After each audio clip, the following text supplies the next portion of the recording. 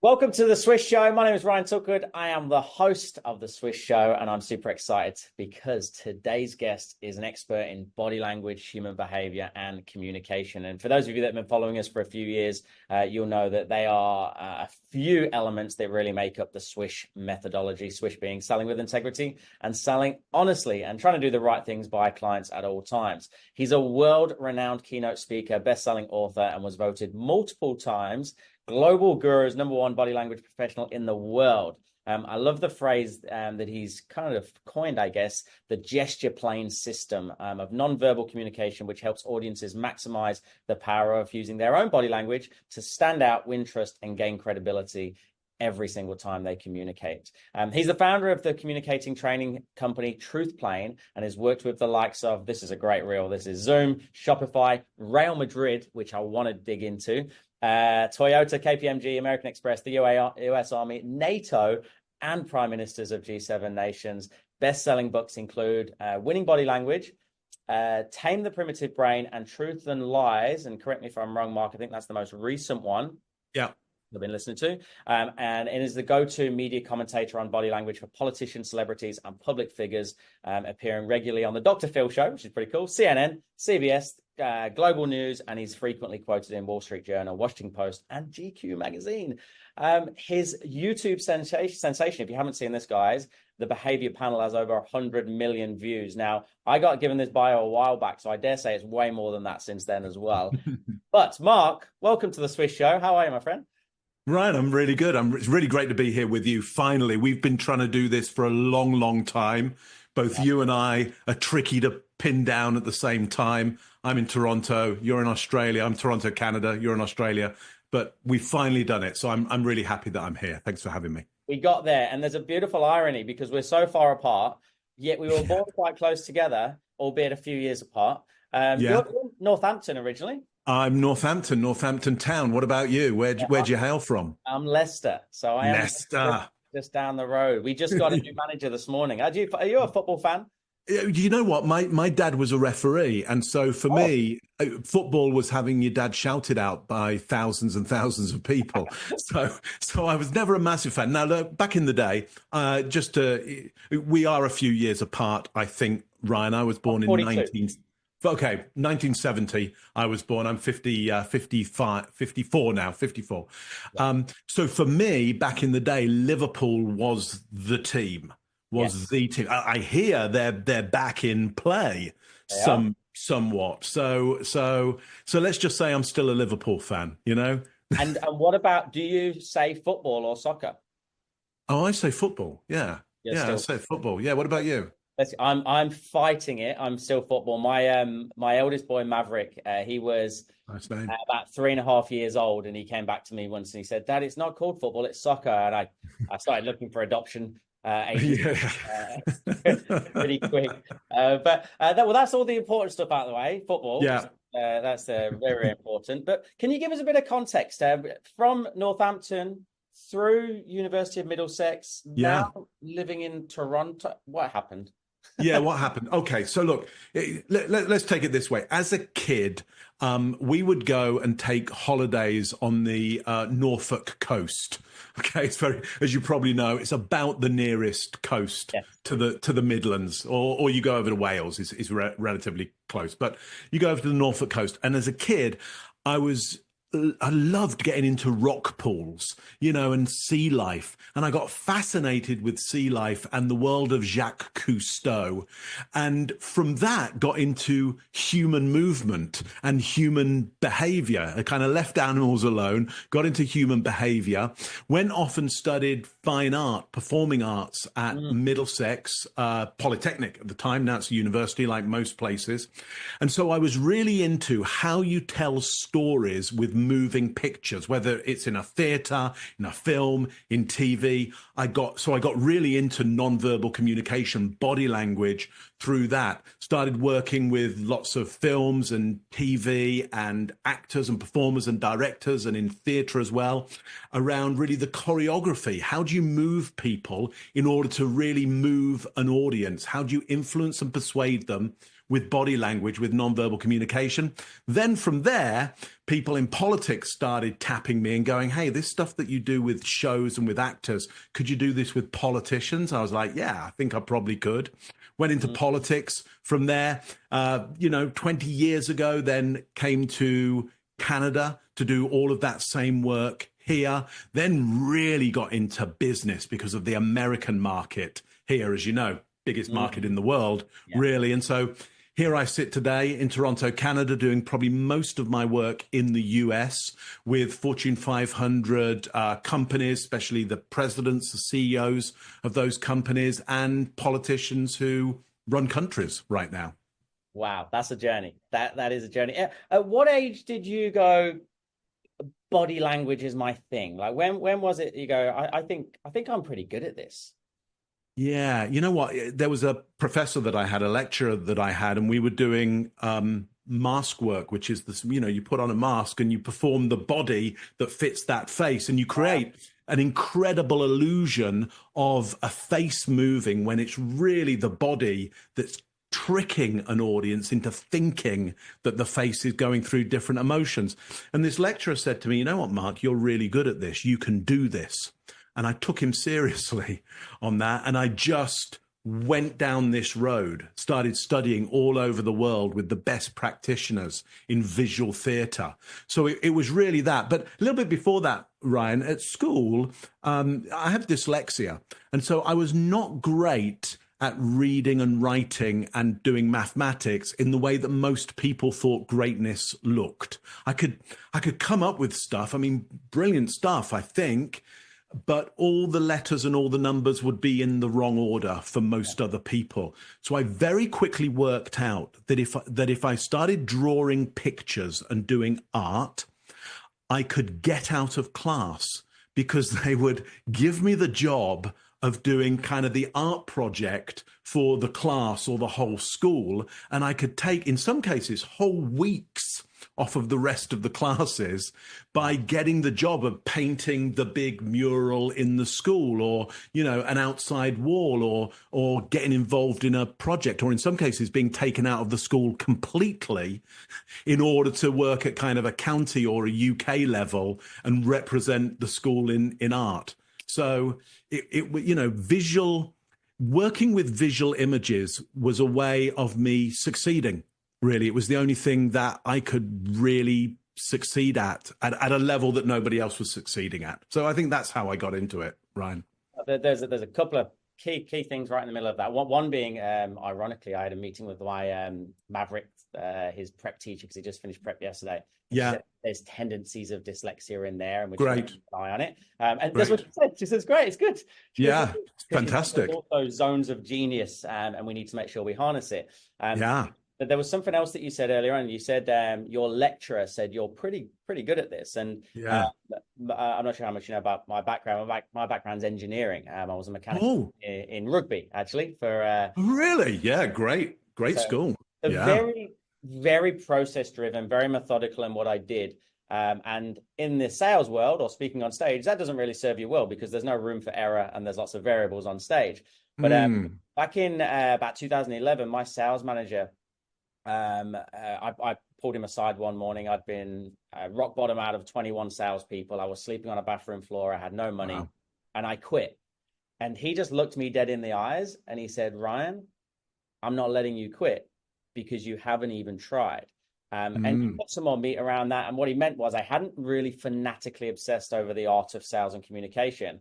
And I truly, Mark, didn't believe that it was a learned skill. I honestly thought you were born with it. Yeah.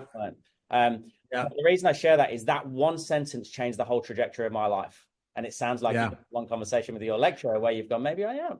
Yeah. I mean, that's an amazing story that well, first of all, your son. Yeah, absolutely. Congratulations to him because he's set up, in the right neural pathways for the skills that employers will really want in the future, which is people skills and critical thinking and creative thinking all together. And if he's not the kind of person who's going to enjoy having an employer, he is set up to be an entrepreneur as well, because of that creativity, those critical thinking skills, and the ability with people, which is endemic to dyslexics and dyslexic thinking. So congratulations to him. And I'm sure, just as your teacher was saying, that his teacher was saying that you'll nurture that and support him in that, because that's a great thing for him to be part of.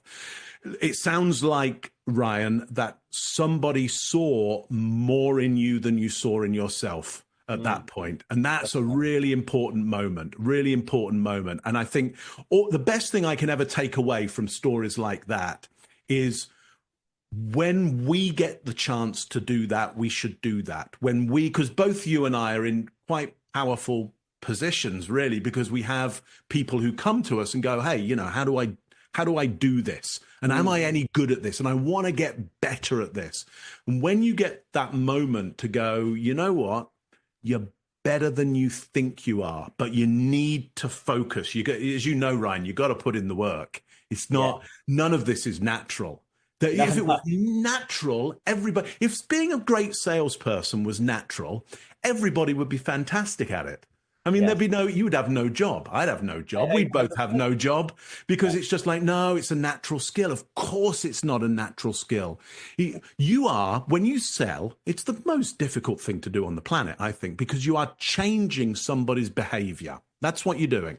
Yeah. Because either they are not buying what you'd like them to buy, or they should be buying. They're not buying enough of what they should be buying, or they have all the right stuff, or they are buying it, but there's a concern that they might stop and start buying the wrong stuff or nothing at all. And so they're in a pattern right now, and it's your job, I would say, actually, as a salesperson, it's your duty to change their patterns, because otherwise they'll keep on in this pattern and they won't have the less gritty life that they might have unless you change the way they're behaving.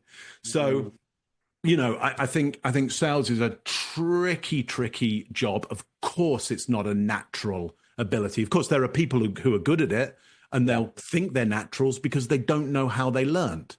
They don't know who they picked it up from, but it's learned behavior, whether it's consciously learned or unconsciously learned.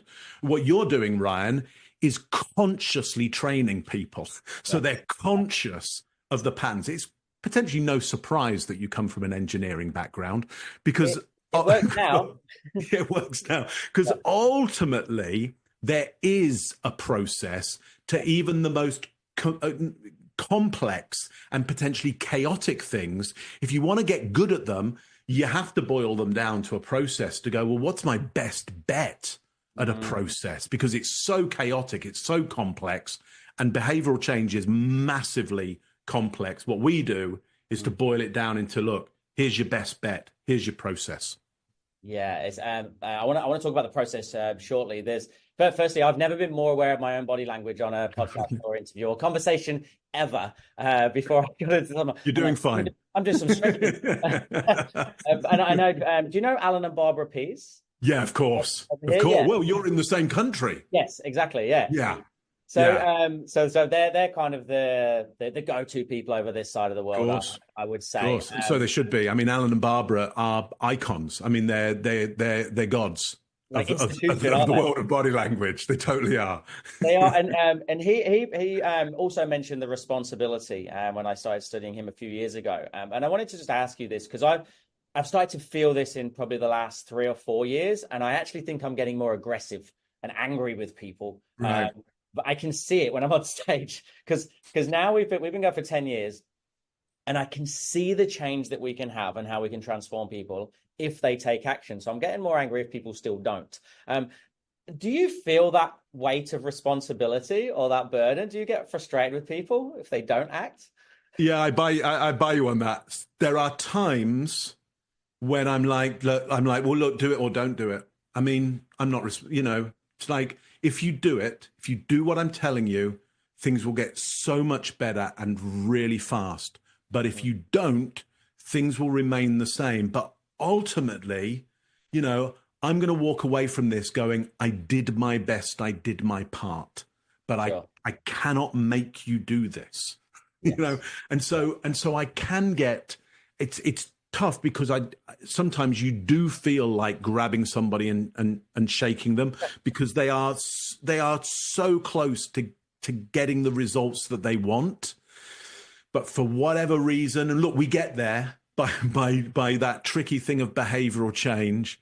I'm reminded you were saying that you had Jeremy Liminer on recently, and you're talking to him. He has this lovely phrase of, somebody will say, he'll say something like, well, what's not having this product or service, what's its effect on you? Oh, well, we're not managing to get this. And he's like, oh, well, that sounds like it could be trouble for you.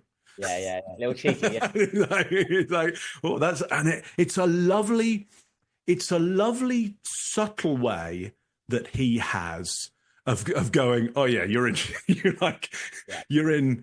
trouble. I think we all have our ways of subtly hinting people that they need to do something. And I think internally we all have that fire that says, hang on though, I've got a responsibility and I might have to get aggressive with you. Yes. Sometimes I do, and I don't doubt that you do either, because it's tough watching people struggle. It is, and I struggled, and I think there's always that hero journey in it, and it's a bit cliche, but it's often true. I want to sit in that for a second. So, as you said, Jeremy's got that really subtle line. So that's verbal. What can you do from a non-verbal perspective that gives somebody that you're making the wrong decision here? Yeah. So from that verbal point of view, get them talking about the pain, and that's stuff that you do, stuff that Jeremy does for sure. Many people do. Get them talking about the pain, and as they're talking about that pain non-verbally, don't join them in that pain. Don't get concerned with them.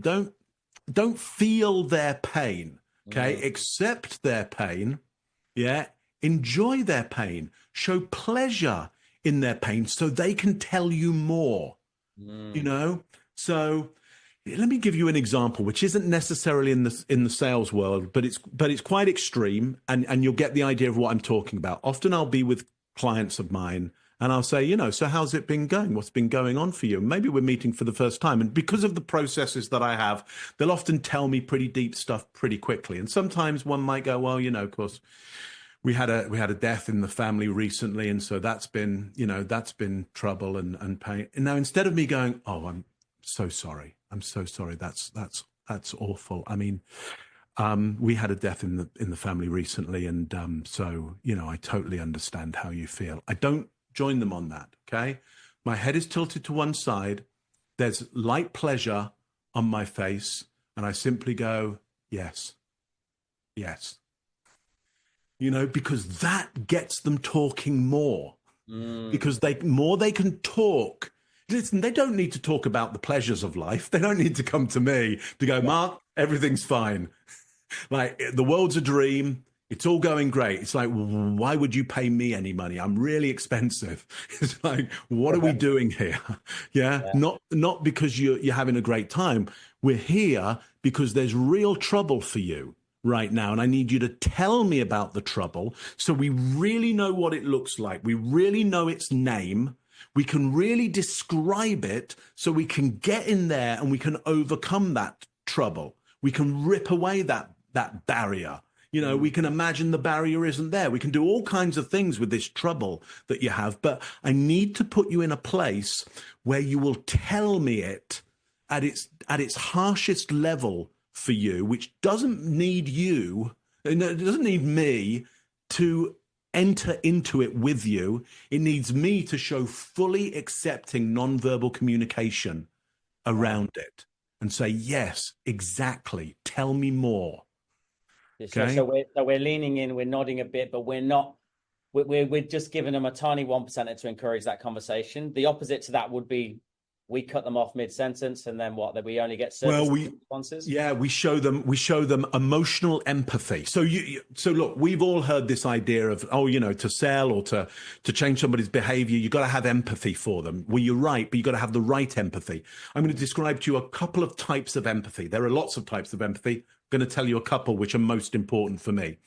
There is emotional empathy, which is, Ryan, when you have a feeling and you're showing that feeling, that I join you in that feeling. Like you're happy, I become happy. You're telling your stories of happiness, I get happy as well. And I go, Ryan, let me tell you about my story of happiness, okay? Yeah. Okay, so that's emotional empathy. It's a great thing. Nothing wrong with that. What I do is cognitive empathy, which is I don't join them in the emotion and I don't show any of that emotion, but I let them see that I accept their emotion, okay? I accept it fully. I'm open to it, okay? I let them see that non-verbally. So lots of open body language, lots of open hands, yeah? Open on the vulnerable points on my body, here, there, okay? Here, the wrist area. Yeah. So when they're telling me about the pain or the joy, he had a great sale the other day. Fantastic. Tell me more about that. Yeah. So they will tell me more because they'll go through the great stuff until they go, yeah, but the real problem is I'm not meeting my targets. Yeah. It's affecting me and my family. I'm like, okay, tell me more. Yeah, so I'm not there going, oh, yeah, your target. Listen, I had a client in the other day. He wasn't getting his targets either. Terrible. He was in tears. He had me in tears as well. We were, like, because now we're in some competition. Yes. Yeah. Yeah. Trauma bonding. Trauma bonding. Yeah. And I think, I mean, you tell me whether I'm right on this, Ryan, but I think it's sometimes easy for salespeople who are great, who are good, to get emotional empathy and join that client or potential client in the emotion of it and get into storytelling with them of how they've overcome, these battles, how other clients have overcome the battles, rather than staying open, but staying back just long enough to go, yeah, tell me more about that. Yeah, I would agree. That. I used to do that. I would get very caught up with them. When I first started coaching, and it took me a while to actually believe in myself as a coach. And if I did a one-on-one session, there'd be a lot of tears, both ways. My thing would be like, "What are you doing to people in there? What's happening?" So I was great at opening people up, but then exactly as you just described, I'd jump on there, train with them, and then they wouldn't buy anything. They wouldn't. We've just had a counseling session for both of us. So now I just want to say before I forget, if you're listening to this, guys, and not watching this, you've got to watch this when this goes up on YouTube, because everything that Mark is saying, he's describing with his hands as well. You even pointed to your eyes when you say, I want them to see how accepting or open I am. And then you said, tell me more. You pulled your arms in towards your chest. This is not by accident, right? No. Now, that it's not that I'm consciously thinking about this all the time. I've done very conscious training around this. But when I'm in a conversation with somebody and I'm really trying to change their behavior, I'm trying to influence and persuade them to a new set of behaviors, just as I'm trying to do with every listener and everybody watching right now, I'm using my training to allow my body to be available to the thoughts and feelings that are coming about, and allowing my body to move in, I guess, congruence with that, to tell a better, bigger, more congruent, more effective story to that audience, in the hope, potentially the bet that telling the story like that is so much more likely to change their behavior than not telling the story like that. Because look, I'll now I'll suppress my gestures for you now. I'll probably have pretty much the same tone of voice, same person, same education, written 4 books in my field of expertise. I'm an expert in my field. I'm here to help you. So you can trust me around this. And it's very different from when I start animating. Yeah, it feels weird. I felt uncomfortable. Yeah. Once you've seen me animated, and I go back to actually what most people on the planet will do, which is suppress their gestures on the whole. They've been told things like, well, if you gesture too much, it's distracting. No, it isn't. Incongruent gesturing is distracting. Hey, talk to me about that, because I used to do this, and my public speaking coach pulled me out on it. I'd be talking about making a decision. And you say, well, you just dragged out their decision. Why don't you talk about making a decision? Right. I think just really subtle. How long do you want to think about it versus how soon do you want to get the results? Like tiny little things. So what happens if we get it wrong and our body language doesn't match our words? Yeah, well, we know the science around this. I won't go into the exact science, but you take my word for it. Yeah. That when the gestures are incongruent to the words, when the gestures don't seem to match what the words are saying, our instinct biases towards the gestures being true and the words being false. Yeah. Right. So, Okay. so for example, let me demonstrate that for you. If I say I'm going to do a suppressor gesture on this. A suppressor gesture is when you kind of push down on something, and I just go, Ryan, I'm really happy with the questions that you're asking me. Okay. That's the promo video right there. So yeah, exactly. So I couldn't have been clearer verbally. Yeah, Ryan, I'm really happy about the questions that you're asking me. But what was your feeling that you got from me when I said I'm really happy about the questions that you're asking me? What went on in your mind? Like a slow down or a stop. Like right. I pushing them under the rug, so to speak. Right. So you even created a nice metaphor there, which is like push those questions under the rug. So your brain's like, well, where else am I going to get questions? Like, what? My guess is that you didn't think the feeling and intention of my message was one of positivity, and yet the words, I'm really happy with the questions that you're asking me, couldn't be clearer. Yeah. Couldn't be clearer. Yeah. Oh, let me do this with you, Ryan. You'll love this because a lot of people in all kinds of walks of life, but in sales, will go, hey, if I just show them the numbers, if I show them the data, yeah, the data will speak for itself. It's like pure math. The data will speak for themselves. They're smart people. They'll make a decision. And you could partly go, well, if that were true, you'd just send them a PDF and they'd make a decision. Why would you even need a salesperson? I think you've seen some of my early sales calls, Mark, by the sounds of it. Right. Okay. Right. So listen, I'm going to give you some numbers. I'm going to give you some math. Okay. And I'm going to gesture at a different horizontal height on my body. Same gestures in my hands, but a different horizontal height on my body when I'm giving you these same numbers. And then we'll go back and you're going to tell me what you think of my numbers. But it's going to be the same numbers. Oh, my light's just gone out there. Let's just switch that back on again, if I can. Yeah, there we go. That should help. Okay. So last year, the company made $5 million in profit, which is a fantastic amount. I'm really pleased about that. Last year, the company made $5 million in profit, which is a fantastic amount. I'm really pleased about that. Last year, the company made $5 million in profit, which is a fantastic amount. I'm really pleased about that. Last year, the company made $5 million in profit, which is a fantastic amount. I'm really pleased about that. So $5 million, $5 million, $5 million, $5 million. So what do you think of this $5 million, Ryan? What do you think? That one felt like you weren't telling the truth. You're almost trying to stop yourself from saying it. Yeah. So your part of your brain is going, I think Mark is a liar at the moment. He's not being honest with me. The reason for that is when insufficient data, you default to negatives. Okay. When hands come to around the mouth area, what I would call the gesture plane of closure or disclosure, you can't see so much what's happening in my face. And therefore you default to more negatives about me, my behavior, and therefore more negatives about my message. My message couldn't be clearer. It's a fantastic amount. I'm really pleased about that. Yeah. Yeah.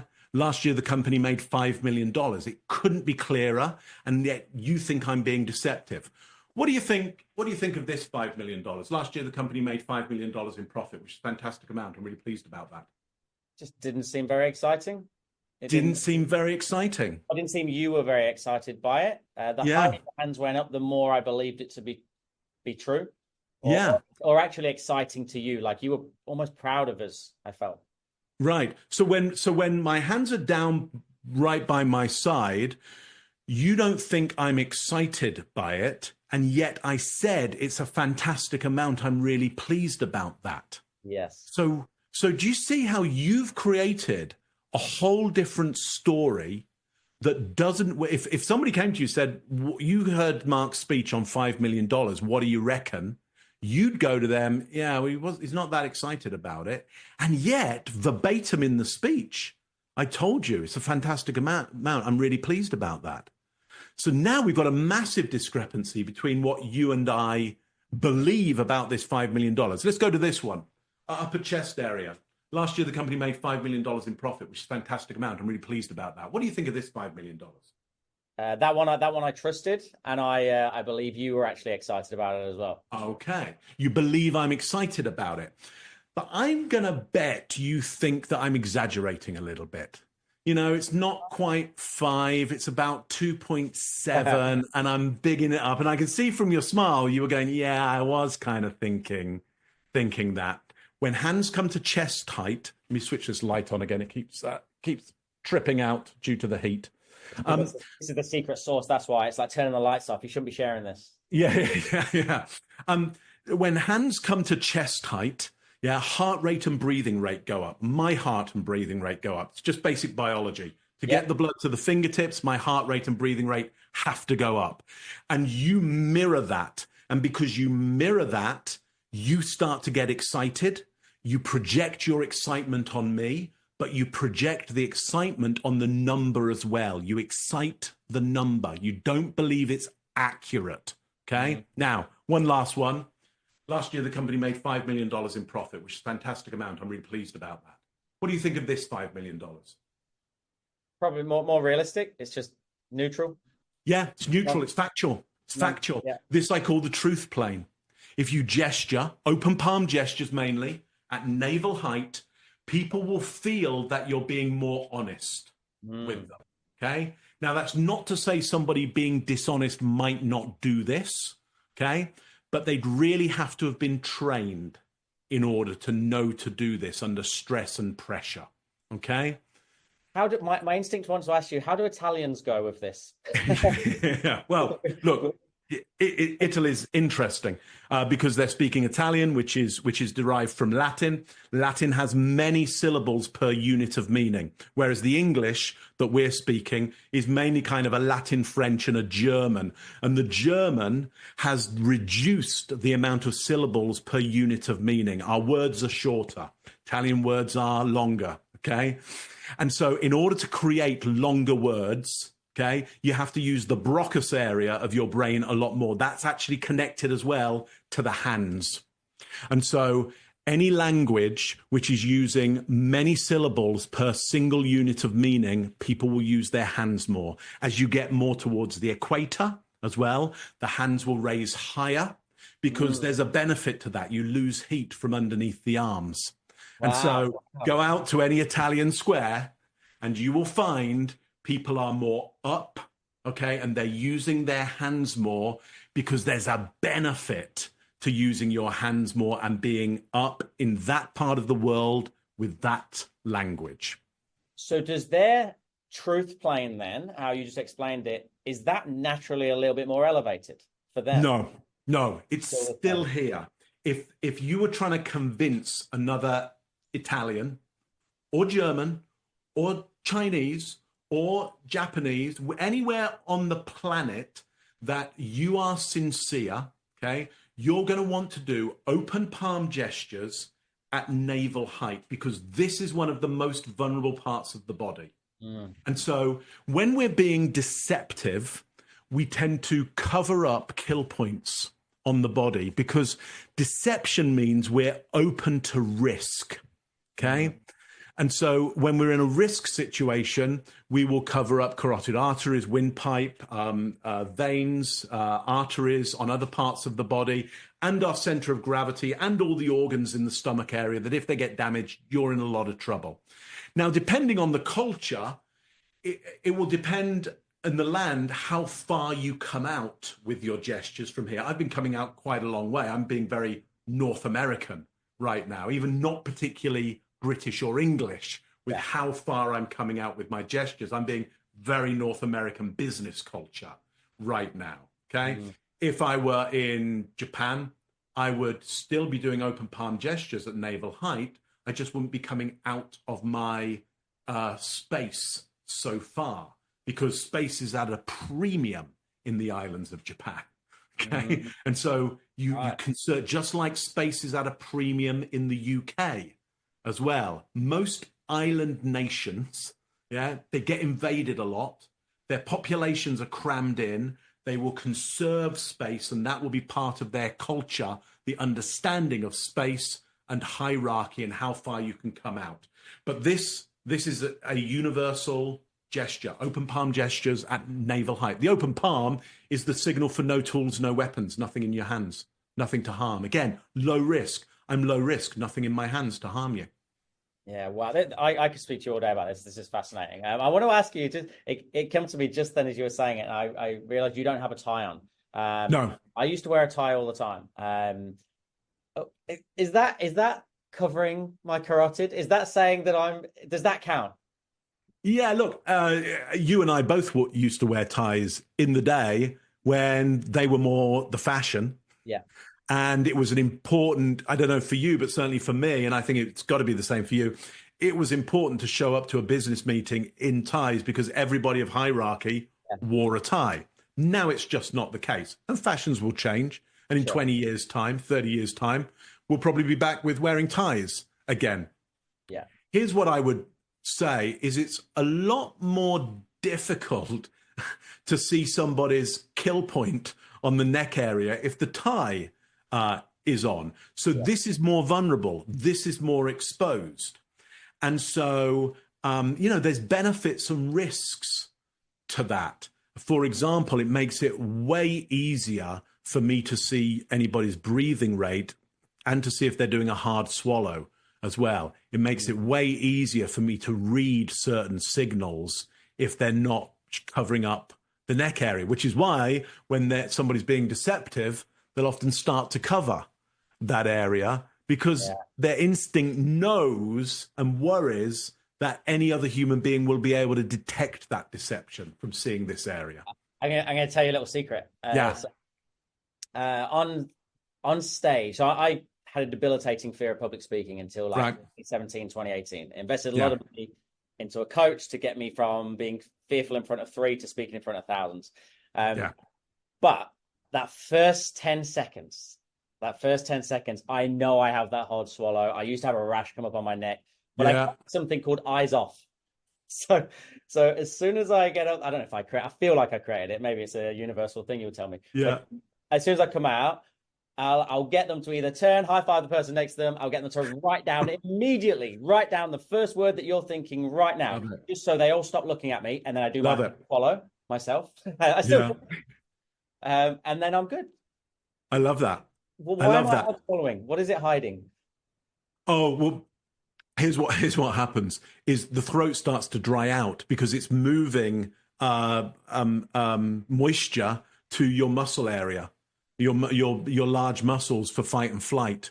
So basically you've gone on and your brain, your instinct has gone 1, 2, 3, 4 lots. It's basically done because that's the way the instinct does math. It only counts up to 4 and then it does many. So it's seen many people. And when it sees many people, it then goes, okay, is this risk or reward? Risk or reward? Now, any smart instinct would go, well, we don't know at this point. So better to be safe than sorry. Let's make them risk. So your instinct goes, huge risk. You must walk out there, Ryan, and you're going to have, in any even small event probably that you're doing, you're going to have more than 300 people. You're going to have 1,000. You maybe done, like I have, 7,000 I did once. It was like, whoa, you can't even see all the people. Some of them are in a whole different room and you're on a screen for them. So it's like, oh, wow, I can't. So the instinct just goes, there is risk out there that you can't even see. Like, what are you going to do about that? So it does freeze, flight, fight, faint. It tries to go through that. Now, what you're doing, which is brilliant, which is a very advanced speaking skill and audience skill is you're basically straight away going, well, I'm not important. You're important. And going, what do you think? Which engages their neocortex right down the first word that comes into your head. Oh, wow. Okay. Now I've got to get attached to that word that's coming into my head. Now I've got to write it down. I've got to use the skill of my hand there. Oh, I've got to turn to the person next to me and have a talk. Hang on. I've got to be social now. I've got to engage my social brain. You're turning them from passive consumers, because that's what most audience unfortunately become when the speaker walks on. They go, okay, I'm a passive consumer. Do your thing, do your bit, do your thing, and I'll just consume you. And if it's, and then give a report on you afterwards. It's like, that's a terrible thing to do to an audience, make them a passive consumer. You're making them an active contributor to it. Yeah. I mean, I would say anybody in sales should pay attention to that piece there. I'm just adjusting my light so it won't go out again. Should pay attention to that piece there, which is how often in a sales meeting, and whatever that means to you, are you allowing your client or potential client to become a passive consumer? Because what you want is an active contributor to the conversation and the behavioral change that will come from the conversation. Yeah. Passive consumers don't change their behaviors at all. Active contributors do, but passive consumers, no, they just consume in the pattern that they've always consumed. They'll just keep on doing what they've always been doing. Anyway, I'm getting into a bit of a rant there, Ryan, because I'm brilliant. It's brilliant. And one of the reasons I did it is I dress, even though I'm an introvert by nature, I'm an extrovert by dress, and I wear some eclectic suits, shall we say. I'm an English trainer who lives on the Gold Coast, dressed the way I dress. So usually, and I'm going to ask you about first impressions, I'm being judged before I even open my mouth. Of course you are. I actually want to bring that word to their attention. I want to bring the elephant in the room out. And I get them to shout the word at me, and I'm like, okay, now we've got that out of the way. That's good. And it's a really good icebreaker. It makes me feel more comfortable. But talk to me about that first impression. How long have we actually got? There's so many percentages thrown around. There's so many out there. What's true? Yeah. Look, I'm not even going to throw out a number. There are many numbers out there. The smallest number I've ever come across is around about 1/50th of a second, because that's the shortest frame rate for the brain. Okay. Now I don't have I have the science for that around the frame rate, but I don't have the science around can a decision be made in 1/50th? I would think probably it can, else why have that frame rate? That frame rate, you'd have a faster frame rate or a slower frame rate. Frame rate for the brain, like, it's expensive. The brain is super expensive to run. It's a third of every breath that you take that's running your brain. It's like almost all of the oxygen is going to run your brain. Super expensive. So it's not doing anything that isn't highly economical. Okay. So that's probably the fastest that we could go for. But whatever number we land on, okay, it's damn quick. Like, you wouldn't want to underestimate it. You wouldn't want to go, I think I've got a lot of time on this one. If I throw out the idea of, it's 2 seconds and I've got it wrong, okay, and it's longer than that. Well, okay, well, how much longer? What are you saying? 3 seconds? Still pretty short. 4 seconds? Still pretty short. I mean, a minute, that's still damn short, actually. Okay, so it's fast. Now, here's where I think it gets really interesting, is people then go, so look, my point would be, it's fast, and therefore you wouldn't want to mess it up because it's fast, okay? And we know, I'm sure you've taught people this, Ryan, that once you've made that impression, it's quite set, okay? Unless you change it, and you can change it. You can change it really fast. Okay. So, but if you've got to know how to change it, because if you don't know how to change it, it is set. Yeah. So you wouldn't, so why? So I can go to people, look, you're going to make a first impression, and it's going to be set unless you change it. I can train you how to change it for sure, but why not just make the good first impression in the first place, and then you don't have to think about changing it. We can do that, but it's extra effort. And I'm not saying there won't be times when we go, oh yeah, I've messed up that first impression, and we can go, but you know what? I know how to change it, and really fast. I'm going to do that. And you can change it so fast. So if we take this into a sales mode, then, because not everyone on stages, the advancement of virtual meetings like we're in right now, this is our frame. I see those books behind you. I assume they're real. That's not a picture. That's that you've actually read these. What can we do, whether it be on Zoom or whether it be in a face-to-face meeting? How can we maximize that first impression from a non-verbal perspective, or even add words in there if you've got a few that work? Yeah, okay. First thing about non-verbal is show them more. They can't make a decision unless they have enough data, and when insufficient data, they default to negatives. Okay. I'm trying to, this light keeps going out. I'm trying to be really well lit here. Okay. So that you can see me. I'm trying to show you things here that hopefully don't distract you too much, but you're able to go, well, that's books. And you can make a decision, you can make a judgment based on me, based on that you can see books around me. And I know the books are most likely going to trigger something in you. So I'm trying to put myself in an environment. You've got truth or lies just sitting there ready to go as well, haven't you? Ready to go, just in case. What else, actually, Ryan? Let's just talk about this environment, because I'm showing you quite a lot of data here in order to trigger you with some assumptions. What else do you see visible that give you an impression? The lamp grabbed me, and I don't know if I'm just old school English, but I love the old library lamps, the green ones. So I thought of that, and so then I go library, then I go leather. I mean, I can't even see this, but I'm building this image because of the lamp. I've got a leather desk. I've gone, he's smart. He probably drinks whiskey on the rocks from time to time. I don't know. Right. Now, you're not, none of what you were saying is, in my mind, inaccurate. I've worked very hard at being smart in this one area. Yeah, I've read more than most other people on the planet. I'd be in the top handful of people in how much I've read and how much I've written on my area. I will drink whiskey with you and anybody else, okay? But what's interesting, I'm not misinforming you, but you're making this up in your head based on me giving you just enough information for you to form the right story about me to make it easier for me to change your behavior. Because if you form the wrong story about me, it's not that I can't change your behavior, but it might be too much resource. And my management might go, Mark, I think we messed this up from moment one. We could change Ryan's behavior, but we've got somebody down the street who's all set up. Yeah. Focus on them. Yeah.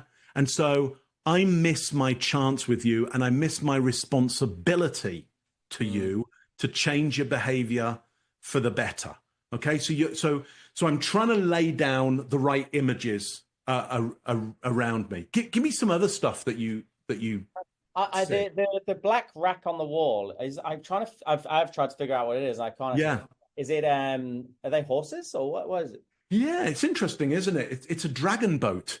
It's a dragon boat from Bali. So you're well traveled. Okay, yeah. So here's the thing: is that as you start to go, hang on, what's that? Because some people will. They go, what's that? Yeah, back there. And I go, that's a dragon boat from Indonesia, from Bali. And so suddenly there's other stories that start coming out. Yeah. The YouTube plaques, are they? Yeah, the YouTube plaques. So what do they start saying to you? I always say that this is just fortunately in shot, isn't it? Top 100 entrepreneurs. just right. Perfectly in shot. Right, perfectly in shot, but chosen to be in shot. So you are saying to me, hey, success is important to me, and you're saying it overtly. That's not a covert symbol. That's an overt symbol. Okay. Yeah. So that makes me go, okay, success is important to Ryan. Success is important to me. You see my trophies up there. Okay. So instantly they are signals that you hold the same value system as me. Okay. And now there will be areas in your life where you keep your success covert. Okay. Yeah. But in this area of your life where you're trying to change people's behaviors and make them better salespeople, you're being overt about your success, because my guess is it makes it economically easier to change people. Because sure, you could hide all your abilities. Yes. I mean, you could just hide all your abilities and you might be able to still change people's behaviors, but I wouldn't gamble on you on that if you hid your abilities. Since COVID, this is what I love about the rise of virtual selling. I can't take that award and carry it into a coffee meeting with you. Like that's not very subtle, and you can't take all that bookshelf with you. But what I can do is go, I can just have it in the background. This is just who I am. So I'm guessing, because I do talk about this a fair bit, the blurred background or the blank background, you're no.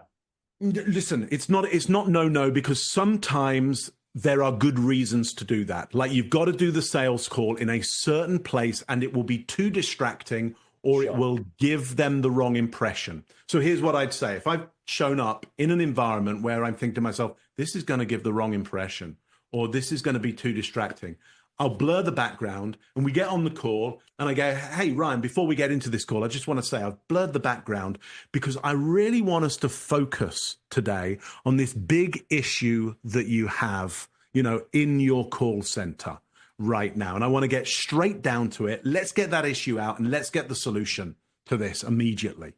Yes. So I tell you why. Nice. Yeah, I tell you why, because I want to focus. And I tell you why for you, because otherwise you'll use your imagination and your imagination will default to more negatives than positives. Yes. Okay. And you'll go, Mark, I can't see Mark's background. Why? Because he's got a messy room at the moment. Well, maybe I have, maybe I haven't. I don't know. That's what I always assume. I assume you've got no pants on if you don't have your camera on. I assume that you've got a messy room. Yeah. Right.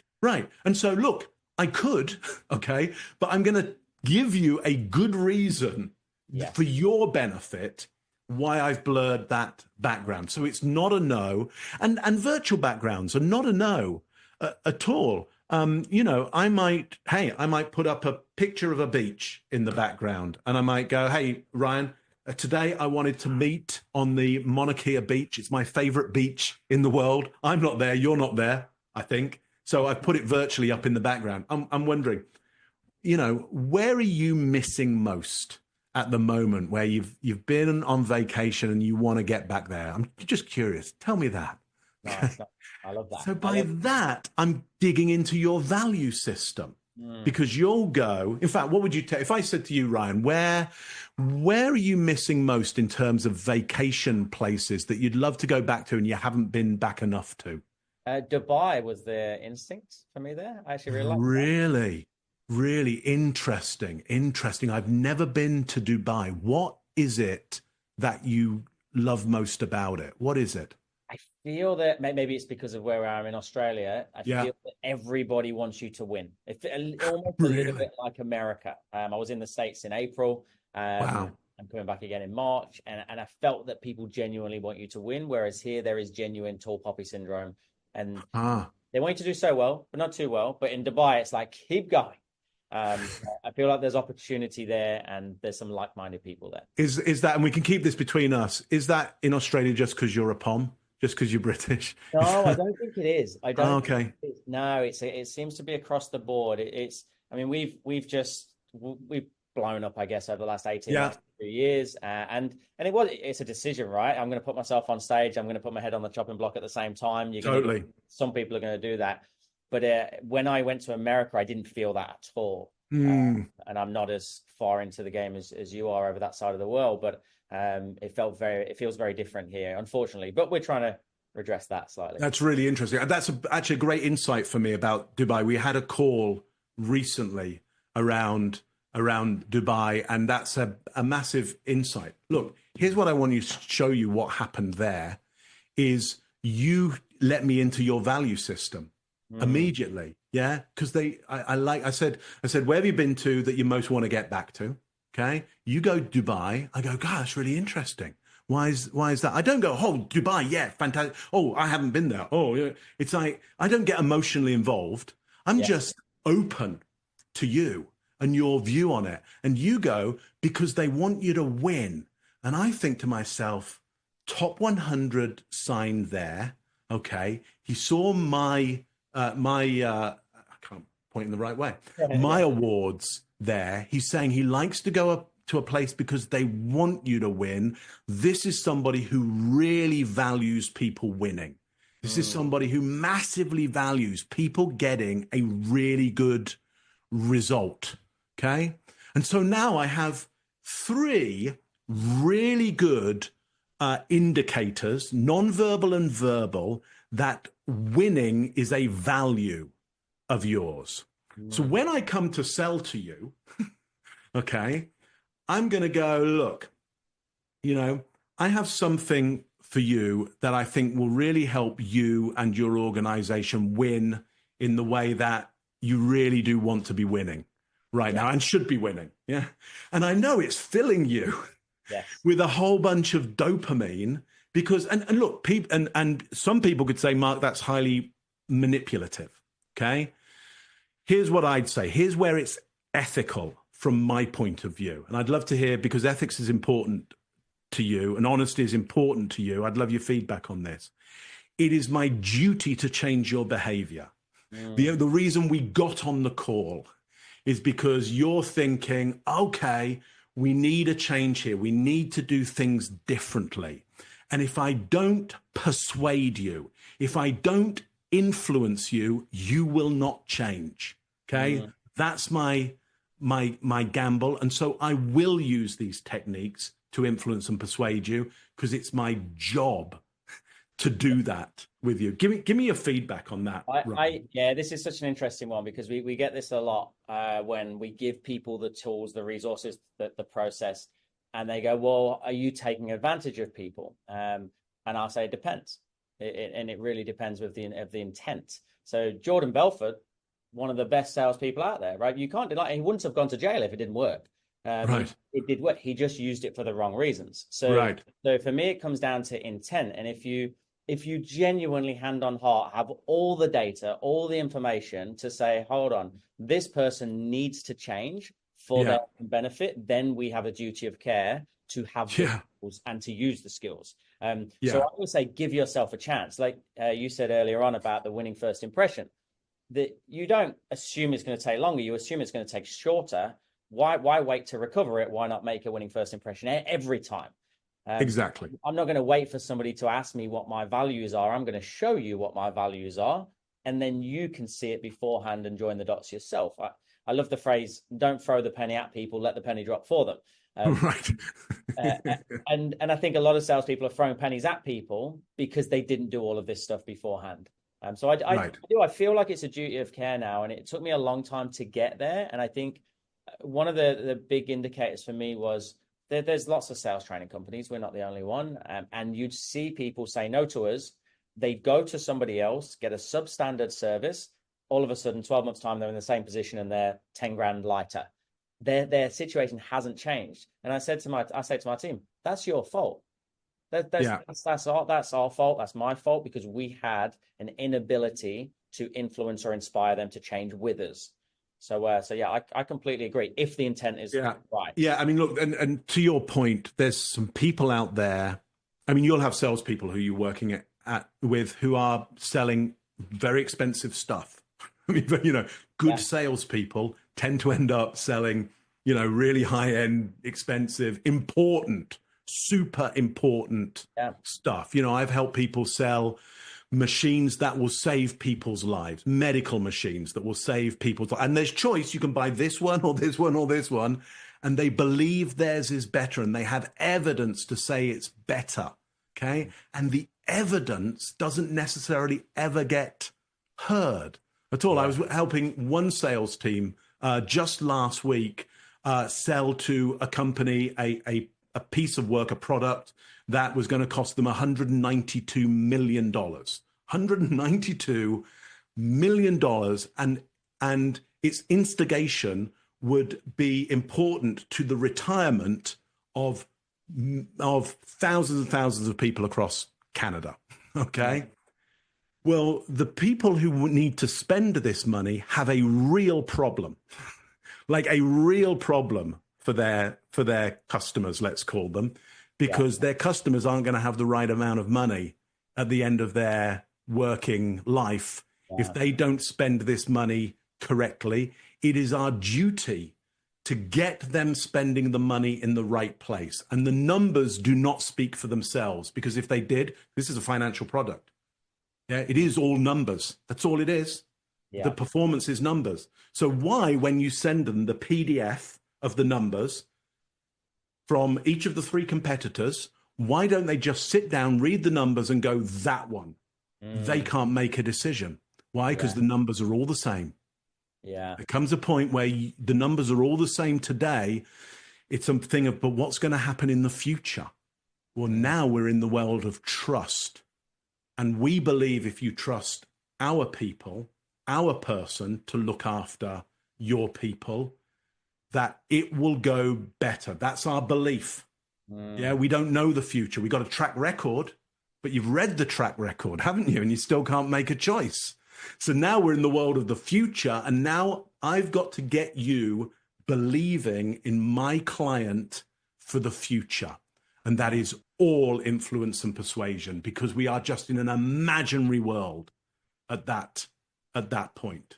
I mean, it is that for me is an extraordinary world to get into. I think it's a great example. I had a meeting yesterday. I won't tell you the company's name, but basically they're a drug rehabilitation clinic. We've been coaching them for 4 or 5 years, and we coach their therapists, their clinicians, and they're like, we're not salespeople. I'm like, hold on a second. It's 90. The average deal is $90,000 for a week. A lot of money. Rehab clinic, right? Yeah. But it's the family members paying for the person that's got a drug addiction to go in. Absolutely. The rehab. I'm like, you are saving lives. Like that is a duty of care to learn these skills, and that they do wonderful things. The other one here is, hang on, where am I? That side. If you can see the Living. So they're a mental health charity. They're suicide prevention in men. We coach their guys as well. They're therapists, and they're stopping people committing suicide. Right. The desire to not be seen as a salesperson is often meaning that people are being seen as a salesperson because they haven't learned the right skills. Yeah. So they're not connecting. Yeah. I have in my keynote speech, I have something that I say about this, which is it's the build it and they will come attitude. It's like, well, we offer this great service and it's great. And I spend a lot of time learning how to do it and I'm really good at it, and just build it and they will come. And I say, they're not coming. They're going to be watching Netflix. It's fantastic. Yeah. It's like there is so much else out there to distract them, to take their attention, and for them to not change. And, to your point of this rehab place, a lot of money to spend, okay? A lot of money to spend. But a family, to get their family member off of drugs, will probably spend whatever it takes, which means they can be taken advantage of by other people who are unscrupulous. If you've got, as you have, a great client, okay, who are doing the job properly, then it's your duty to make sure that they sign up to this bunch rather than some other, because they'll spend $250,000. And anybody who was unscrupulous in business would go, well, let's not fix them first time around for 90. Let's get them for $250,000 on this, and not make it so good. And that comes back to the intent, right? If the intent is right in the first place, and you genuinely believe in your products or services. Our sales team, 100% of our team have come through our training because I know they believe in it. They've already seen the results. Conscious of time, I want to finish with one final thing, Mark. I'm known for my acronyms, and rightly or wrongly, I feel like I'm a professional acronym maker. And in Truth or Lies, you've got one called SCAN. Yeah. which is actually I won't go into it. I've got my interpretation of it, and I want to just see if we can take that away really quickly and give somebody another acronym through Swish through Mark Bowden. What is Yeah. Okay. So that acronym, as you say, comes from Truth and Lies, book I wrote with Tracy Thompson. Truth and Lies: What People Are Really Thinking, which is a book on critical thinking disguised as a book on body language, on reading body language. Okay, because really, when it comes to reading body language, what you need is the skill of critical thinking. And so SCAN is the acronym I created for the process of critical thinking. Okay. S, suspend judgment. Okay. So I'm reading your body. Hey, let's do this.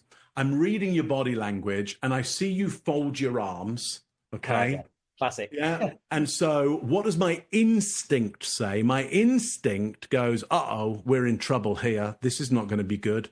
Ryan is closed to me right now. Okay. And why did my instinct do that? Well, there are about 32 reasons why somebody might cross their arms.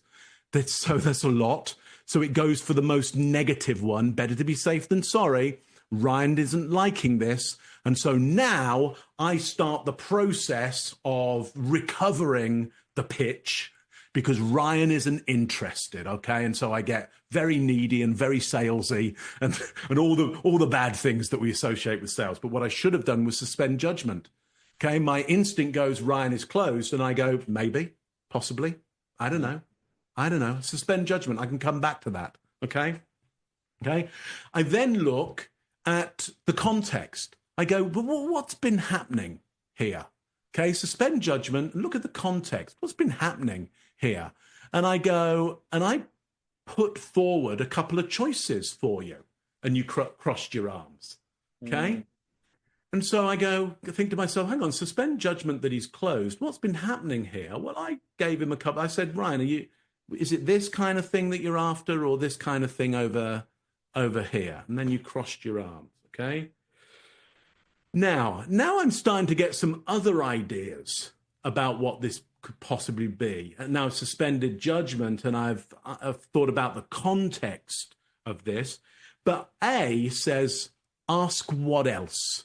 So what else could be going on here? Okay. And so I could ask of myself, what else could be going on here? Well, I mean, he could be cold. Yeah. I could be cold right now. I could go back to context and go, well, we're in Australia right now. It's a pretty hot day. Don't think it's cold, but it's still a possibility. Suspend judgment, still a possibility. Yeah. I could actually ask you. I could go, hey, Ryan, what's going on right now? I gave you a couple of options here. What are you thinking about? Can I ask just to intercept really quickly, Mark, before I forget? Yeah. Would you ask?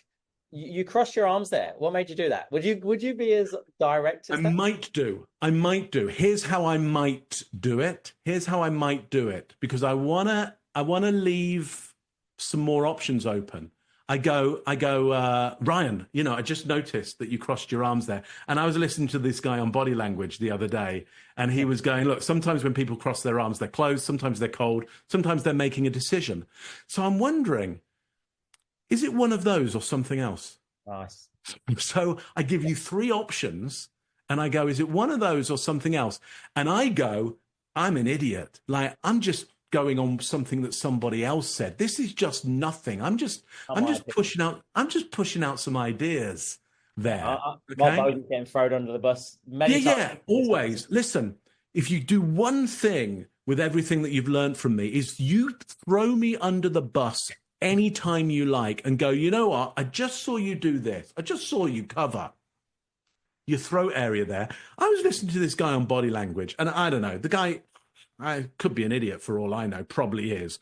But he said sometimes when people are covering that, they're protecting something. What you just told me, is everything okay about that, or is there something else you should be telling me right now? Yeah, I love okay, that. so I throw somebody under the bus. Yeah. And then I go, what's going on for you? So we have suspend judgment, look at the context, ask what else, and then N is new judgment, okay? And in this particular situation, because I didn't ask you what else, okay? I'm going to make a new judgment. I'm going to make a new judgment that you're making a decision. Okay. But I'm going to test that judgment. And I test that judgment by going, look, Ryan, I offered you this possibility and this possibility. And I'm wondering, what's your decision on this? What's your choice? Yeah, so now that gives you the opportunity to go, Mark, I have no choice. I'm like, you could go. I have no choice. I'm completely closed to this. It's like, oh, well, wow, I still learned. Yes. I still learned what's going on in your head. Okay. But what I got to was an out loud voice, gamble out loud on what I think is going on. Okay, based on not my instinct, but my instinct and my intellect and an intellectual process. And now I'm thinking smart. So if you say, hey, Mark, I'm going with option A, and I go, great choice. I was hoping you'd go in that direction. Yeah. And then I can go, look, what's most caused you to go down this alley? Yeah. What do you most like about option A? Now I'm thinking, I'm not in instinct. I'm not, as you've been before, Ryan, I'm not on that stage going, uh-oh, I'm in trouble. I'm getting that client, that audience to do the work. I'm going, what's going on in your head right now? I'm literally doing your thing of like, write down for me the thing that's going on in your head right now. Tell me that Ryan is mind reading. Okay. Because you ask them a question, and then they tell you an answer, and then you kind of judge, are they being deceptive with me or truthful with me? But if you ask questions in the right way, people will be pretty honest with you. And here we've got to an honest piece of mind reading. They've told me what's going on in their mind. Amazing. Thank you so much for sharing that. This has got so many nuggets of gold in it. We might have to do another one. Or have you ever spoken in Australia? No, I haven't. No, well, I have. I lie. I have. I've worked there with Gartner Research back in the day. So I haven't been there for a while, and I haven't been there enough. So if there's ever an opportunity, I would walk there, though I'd drown on the way. Well, that's cheaper than a business class flight, so that's good to know. Yeah. But we'll probably talk offline about that, because I think there's going to be amazing opportunities for that. But thank you so much, Mark. One final nugget of gold for everybody. You might have already covered it, but if there's one little nonverbal or body language tip you could give us, what would it be? Oh yeah, interesting one. What would be the one piece of? Let me think. The one. Listen, I'm going to give you this. I have given it to you, but I want to give it to you again, because often people will say, well, what else is there? What else is there? What else is there? But if you know this, Ryan, if you do the most effective things again and again and again and again, 24/7, especially when you're under stress and pressure, yeah, there is nothing else better. So I'm going to go back to open palm gestures at exactly navel height. Open palm gestures at exactly navel height. Every time you're under some kind of stress and pressure in any kind of sales call that you're in, any kind of meeting that you're in, just think open palm gestures, navel height, and start speaking from there. The world will change for you at that point. And that's the truth plane. That's the truth plane. On that note, Mark, you are a superstar. Thank you, Matt. I really appreciate you staying. I was going to say staying up for us, but I'm sure you're still awake by 7 p.m. usually. But, yeah. It's not past my bedtime by any means, Ryan. Amazing. Well, I'll be in touch separately away from this, Matt. Anyway, just with regards to potentially an event next year, I think you'd be absolutely phenomenal for us. Love to. And I'll speak to you very, very soon. Cheers, Ryan. Take care. Bye-bye. Cheers, mate. Bye now.